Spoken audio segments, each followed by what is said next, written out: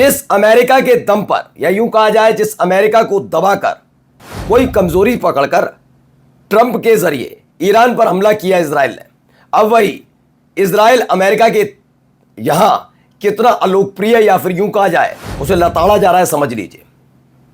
America में लोकतंत्र है, ट्रंप जरूर राष्ट्रपति होने के नाते कोई भी फैसला ले, लेकिन एक प्रक्रिया होती है और वो प्रक्रिया होती है संसद से गुजरकर। उसी संसद ने कह दिया है कि अब इजराइल को ना बम मिलेंगे, ना गोला, ना बारूद, और ट्रंप अब कुछ नहीं कर सकते। राष्ट्रपति होने के नाते उन पर विशेष अधिकार हो सकता है, लेकिन वो प्रक्रिया भी इसी संसद से होकर गुजरती है। तो अमेरिका के संसद में बाकायदा ट्रंप के खुद के सांसदों ने कह दिया कि ट्रंप की हरकतें बर्दाश्त नहीं, इजराइल को बम गोला बारूद मिलना बंद होगा। जी हां, पहला बड़ी खबर। दूसरी, कह रहे थे कि लेबनान के बड़े हिस्से पर नेतन्याहू ने कब्जा कर लिया, वो बहुत बड़ी बड़ी बातें कर रहे थे। अब दिखाऊंगा आपको कि उसी इलाके में कैसी बुरी गर्त हो गई है आईडीएफ के सैनिकों की, हालात क्या बने वहां पर वो दिखाता हूं। अमेरिका में तो इजराइल के खिलाफ आवाज उठी, लेकिन अमेरिका के सहयोगियों ने अमेरिका को, खासतौर पर ट्रंप को, कैसे लताड़ा है। और भी खबरें दिखाता हूं, कई और देशों ने मोर्चा खोल दिया है। कहां से खबर निकली दिखाते हैं। नमस्कार, मैं हूं प्राज्वल गौतम और आप देख रहे हैं the live TV. The live TV, सच सबसे आगे। सबसे पहले जरा ये खबर देखिए, ये पूरी प्रक्रिया जरा सुनिए गौर से। On this vote, the yeas are 40, the nays 59. The motion is not agreed to. तो यूएस सीनेट वोट्स है जिसमें कहा गया है कि stopping arm sales to Israel 59 में से 40 सांसदों ने आगे आकर कह दिया किसी भी कीमत पर इस आदमी को, इजराइल को, नेतन्याहू को बम गोला बारूद नहीं मिलना चाहिए। क्या कहा? बम गोला बारूद नहीं मिलना चाहिए, यह क्लियर कह दिया गया।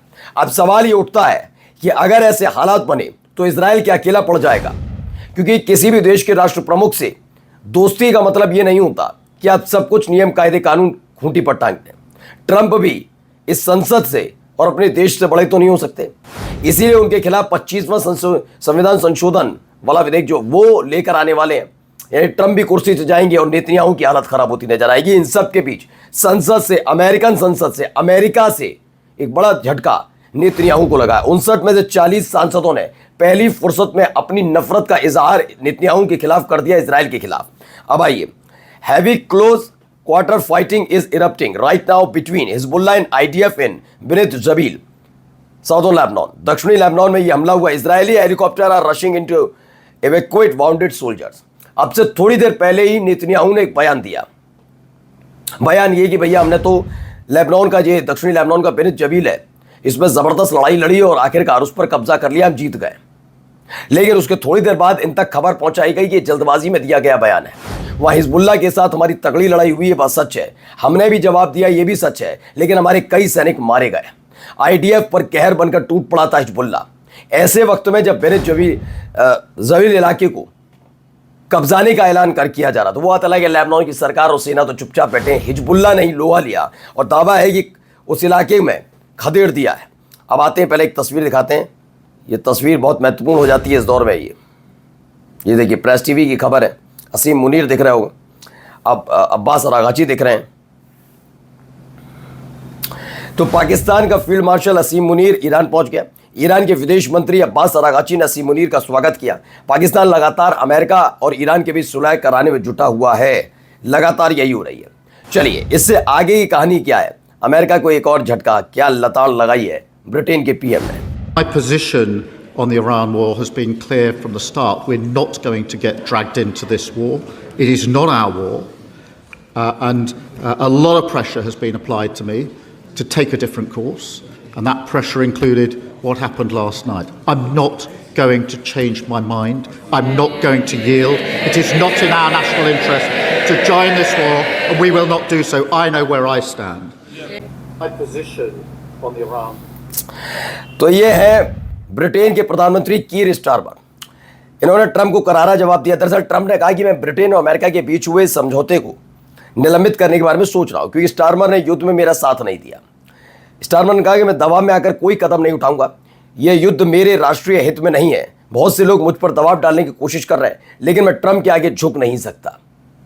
आप नेटो के सदस्य देश हैं और आप पर जबरदस्ती थोप दिया जाए, ये अच्छी बात है? कोई क्या स्वतंत्रता की कोई अहमियत नहीं होती? ट्रंप की यही हरकत, जो एक वक्त में महाशक्ति के तौर पर सबको लेकर चलने वाली थी, सबको को मतलब पश्चिमी देश, एक गुट है ना रूस वाला और दूसरा अमेरिका वाला, तो सब अमेरिका वाले गुट को अमेरिका ही नेतृत्व कर रहा था, याद है?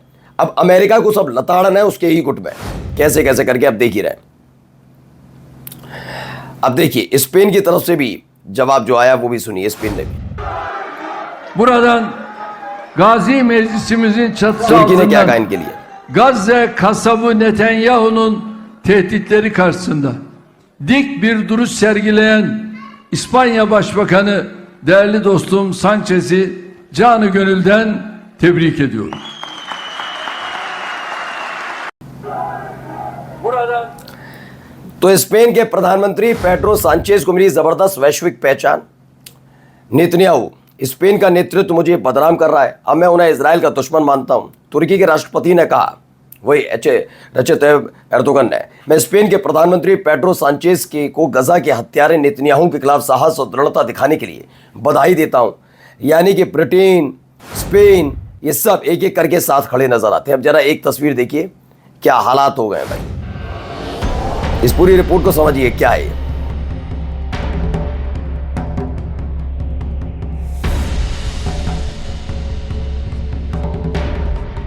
देख रहे हैं आप,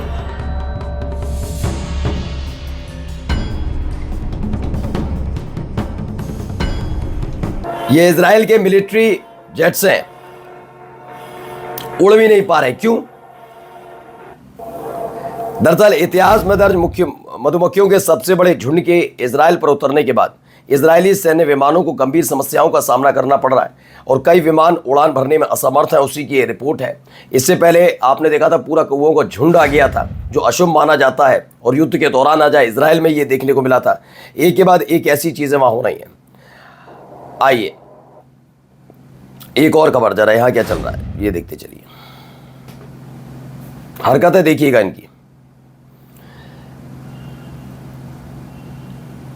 ये किस कम्युनिटी से ताल्लुक रखते हैं बताने की जरूरत नहीं है, ये अंदर जा रहे हैं। ये देखिए अंदर चले गए।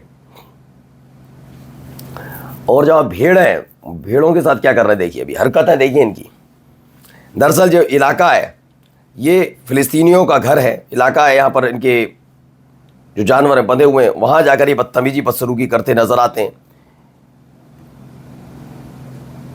ये इजरायली हैं, ये देखिए उसके घर में घुस गए, उसके घर में घुसकर तोड़ फोड़ करते नजर आ रहे, बदतमीजी करते। Settler stormed a Palestinian home and a sheep pen in Masafer Yatta, दक्षिणी हेब्रोन में है ये खबर निकल कर आई। अब देखिए इटली ने इजराइल के साथ अपना अरबों डॉलर का रक्षा समझौता रद्द कर दिया। स्पेन, इटली, ब्रिटेन, ये तीन। इजराइल द्वारा लेबनान में सैन्य कार्रवाई से नाराज इटली सरकार ने ये कदम उठाया, फैसला लिया गया। Human right council urge all member states to halt weapon transfer to Israel, और इसकी शुरुआत अमेरिका से हो ही गई। अब उसमें अमेरिका में तो इसके लिए वोटिंग हो गई बाकायदा। 59 में से 40 सांसदों ने कह दिया इजराइल को कोई हथियार नहीं देने चाहिए, ये क्लियर कर दिया, कोई हथियार नहीं देनी चाहिए। और जाते जाते एक और खबर जरा देखिए।